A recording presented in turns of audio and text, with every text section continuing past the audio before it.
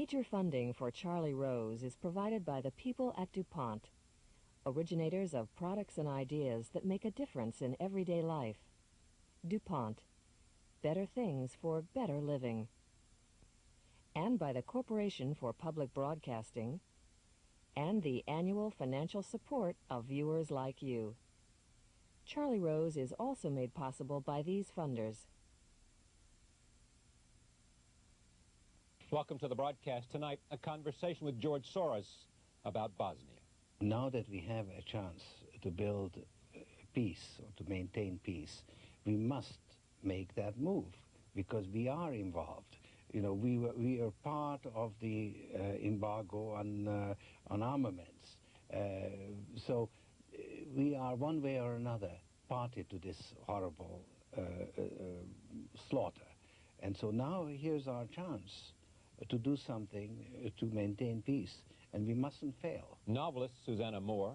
I think that I had always been a writer. You know, the question I'm often asked is how do you become a writer, or how did I become a writer? And I don't think you become a writer. I think you are, and if you're lucky, you're in a position or a situation or circumstance in which you are able to write. And playwright A.R. Gurney. I don't like to ever have in my plays, I don't like to say A.R. Gurney's Sylvia. I don't like that. I think it should be Sylvia in smaller letters by A.R. Gurney and whoever else is in it, who directed it, who's in it. I think we're all in the thing together. Soros, Moore, and Gurney when we continue.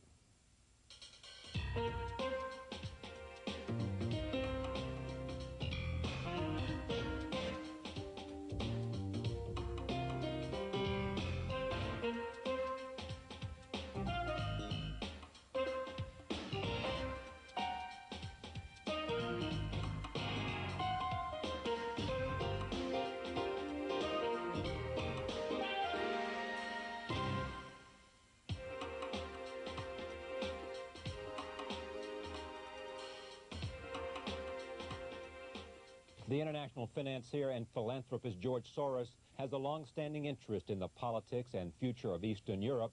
He is the founder and funder of the Open Society Foundation. In 1992, George Soros gave $50 million to assist the victims of the Bosnian War. It is the largest private donation ever made there. He now joins us to talk about the Bosnian peace agreement. I'm pleased to have him back on this program. Welcome back. It's nice to be Great back. to see you.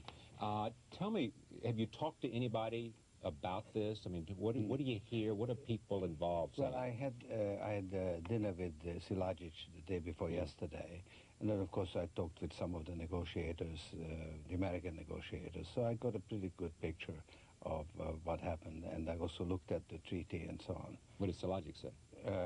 He was very much in favor. He felt that, first of all, that it was necessary to have peace now, that if one fought on, conditions would deteriorate, it would be more difficult rather than less difficult.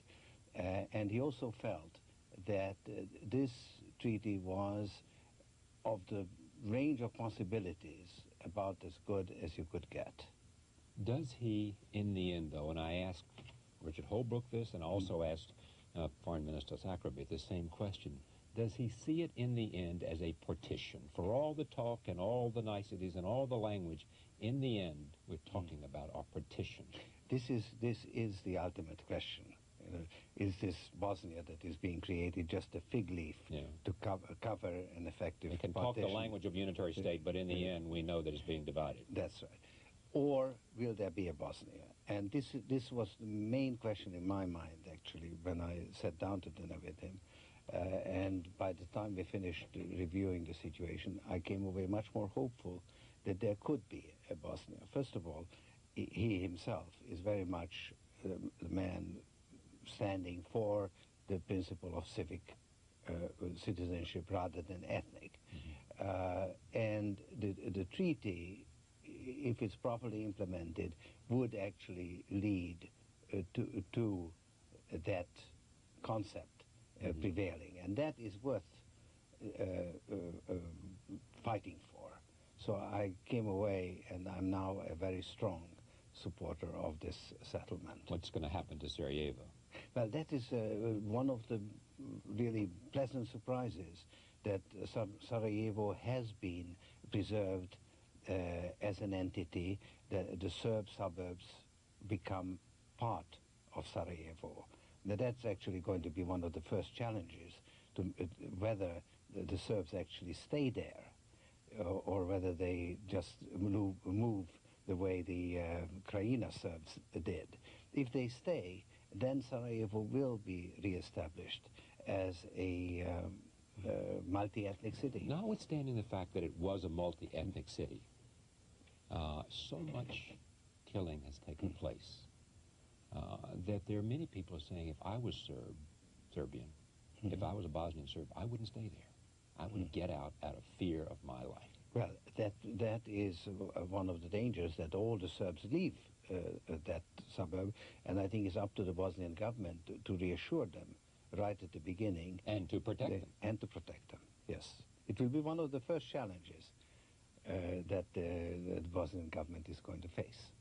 When the president asked for support on the basis of this agreement and to send 20,000 American military forces there, are you enthusiastically behind that call? Very much so.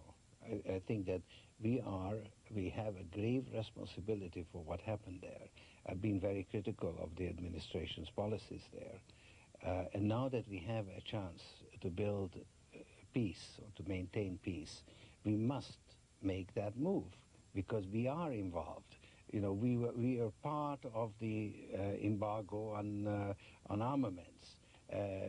So we are one way or another party to this horrible slaughter. And so now here's our chance to do something to maintain peace, and we mustn't fail. Do you think the American public has the will to withstand, for the lack of a better expression, body bags coming home? I very much hope so. I understand that public opinion is divided pretty evenly, and there's very strong opposition in Congress, particularly from the new coming. The freshmen seem to be against it. I mean, very much so, and it is actually that part is an isolationist kind of reaction, but the responsible leaders of the Republican Party, I understand Dole came out in favor of it today. If he did, I didn't see that because it was otherwise. Yes. He actually said he's going to support the president. Yes. There was a very tough column by Bill Safire in the New York Times this morning. Said he had three options, and I mean, he either could support the president or else he could oppose it. Or so I think he has taken a statesman-like position. I'm sure that Phil Gramm is going to attack him and going to campaign on that.